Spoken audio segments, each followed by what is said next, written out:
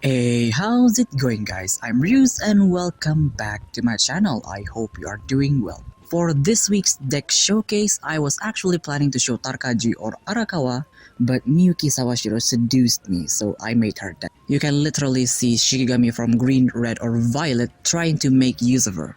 Especially Shikigami that has great level 1 cards. Also, I'm really sorry about the livestream. That was an absolute disaster. Everything keeps disconnecting, even the audio. I swear I'll try to do better next time. Well, that aside, let's take a look at my take on Mio.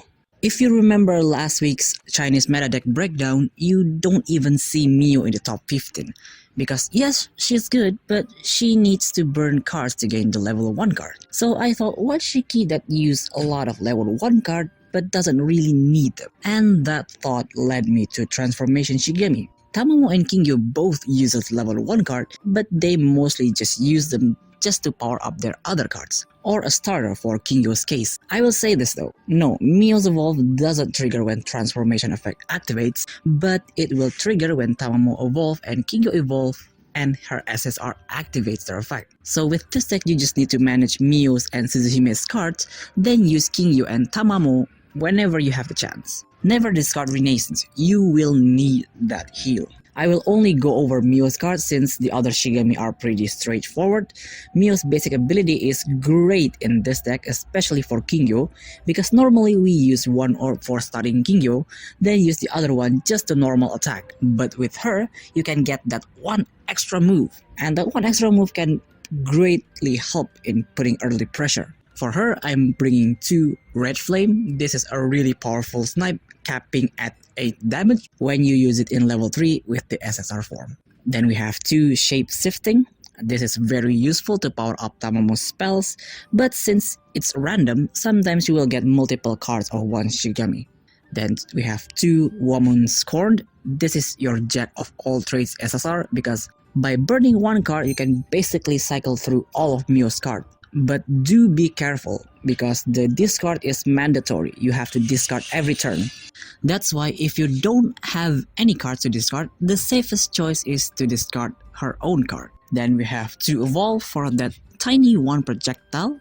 The on activation effect is pretty good too for clearing the combat zone. Here's the card priority list. You always want Kingyo's level 1 card in your starting hand because Kingyo starts life good. Suzuhime Evolve is also great for that AoE 2 damage and Blazing Snow to absolutely wreck the combat zone blocker. For the situational hand, you definitely want to power up her spells, but don't let that be your priority because you can use the SSR to power up automatically. Then we have Conflagration. Is a great snipe card. If you use this when Suzuhime is in Bell mode, she will revive and you get to deal that AoE damage. As for Mio's card, it all depends on the opponent board. If you need a snipe, you definitely use it. If not, you can save it for later. As for finisher, we don't have much because with this deck, we slowly overwhelm them with projectile. If you got both Evolve and Tamamo's form, chances are that the opponent is close to death, so it's the icing on the cake. And that's about it for the deck rundown. Let's move on with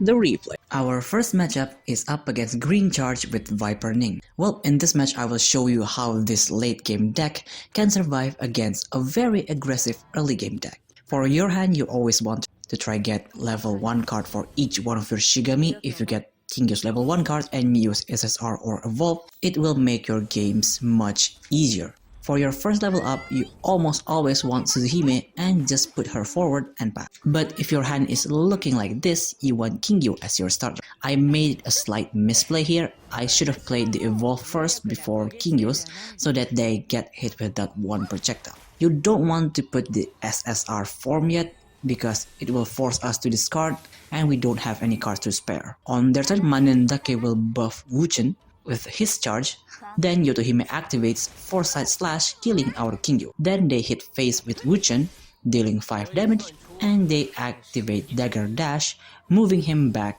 and pass. On our turn, we drew Mio cards, so we put the SSR then discard it. Then we're just going to hit them with Suzuhime and pass. If you don't have any spare cards, you can just discard Mio's card because she will gain them back anyways.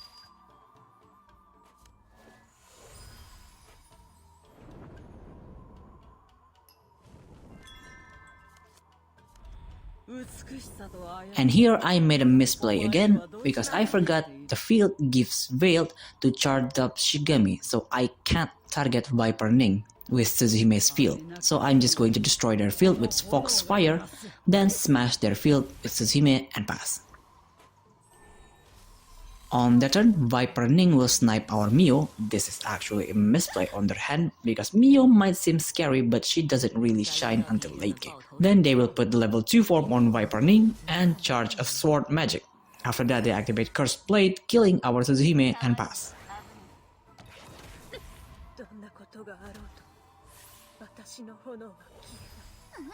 On our turn, we drew Suzuhime Evolve. I mean, we can actually snipe Viper Ning so that we don't take damage, but we need to push damage a bit more to put pressure on them, so we activate Soul Strike, then Blazing Snow dealing 10 damage. They're still far from level 3, so they can't burst with Wuchen. So if they can't kill us on the next turn, they are dead. On their turn, they will stun our Kingyo and Tamamo, then charge up Wuchen's card and pass. Well, that's funny they didn't push damage, because on our turn we can just do this and their deck just stop, because as long as Viper Ning has that form, she can't actually attack without charging.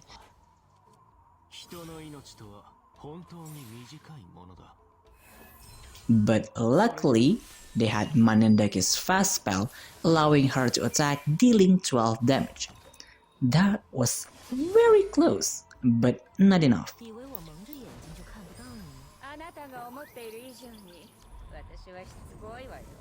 And that was a good effort, so we activate Dance Blade, then activate Tail Slash to finish them off and win the game.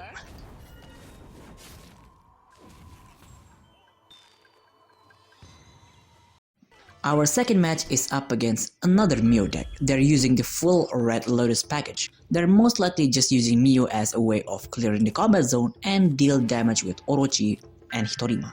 In this match, I would suggest focusing on Hoga and Hitorima on level 2, then kill Orochi when they almost reach level 3. We got the first turn this time. As usual, our first level up will be Suzuhime, move her forward, and pass. On their turn, they will evolve Mio, hitting Suzuhime with projectile, then activating Ignite, killing our Suzuhime and deal 4 extra projectiles. Then they activate Phoenix Cry, dealing another 4, and they top it off with Hoga and pass. Jeez, they are really rushing it now. But now we know the cards in their hand is only for Orochi and Hitorima.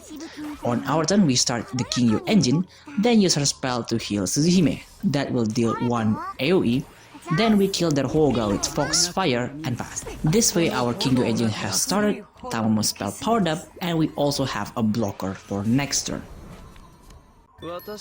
On their turn, they will level up Orochi, then move Mio to attack and pass. They are clearly baiting because they want to get the snakes if Mio dies. But we are going to take that bait. On our turn, we activate Shape Shifting, burning one Suzuhime's field, then use Dance Blade to kill their Mio and pass. On their turn, they don't have Orochi's level 1 form, but they will evolve Hitorima, then use the snake to kill our Suzuhime and pass, leaving 1 orb. None of their Shigami has trigger cards, so we can move pretty freely. On our turn, Kingyo will heal Suzuhime. That was really nice. We're just going to evolve her, then deal 5 damage, so that we don't fall too far in terms of damage, and we pass. On their turn, they will just ram their Hoga to our Suzuhime and pass. Did they break, or they're just preparing for that level 3 turn? On our turn, we drew Mio's SSR, but we don't have a safe card to discard, so we evolve Suzuhime one more time, then punch them for 7 damage and pass. On their turn, they will activate Divine Flames of Wrath to make all of their snakes attack, then attack one more time with the snakes. That was not the optimal play. If they really wanted to use it, why not ram Hitorima first and use it? That way they can deal damage and have more snakes on standby. On our turn, we put the SSR, discarding one Tamamo spell, use the other one on Orochi since they almost reached level 3, that will trigger Kingyo's healing, Suzuhime, that will deal 2 damage AoE, killing their Orochi. and with that, we just ruined their level 3 play. On their turn, they will activate Heroic Hunt, then Red Flame targeting our Kingyo.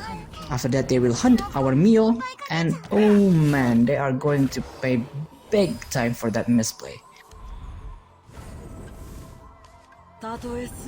On our turn, we put Ninetail Inferno, then smash their face for another 7 damage. I'm saving Blazing Snow in case they put a blocker. On their turn, they will evolve Mio once again, then attack with the only snake they got and pass.